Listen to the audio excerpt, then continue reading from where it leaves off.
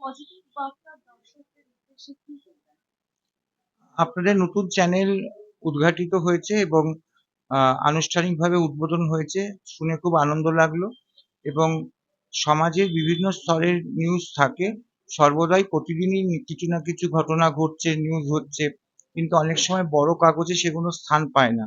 তাই ছোট news paper বা ছোট পোর্টাল বা ছোট মিডিয়া যদি এই ধরনের নিউজগুলো যদি করে, তাহলে সমাজে একটা বিশাল বড় বার্তা যায় এবং ভালো বার্তা যায়, এবং সেখান থেকে অনেক সময় কগনিজেন্স নিতে পারে, কোনো কোর্ট নিতে পারে, হাইকোর্ট নিতে পারে, সুপ্রিম কোর্ট নিতে পারে, এবং সেখান থেকে সমস্ত কিছু ব্যবস্থা গ্রহণ করা করতে পারে।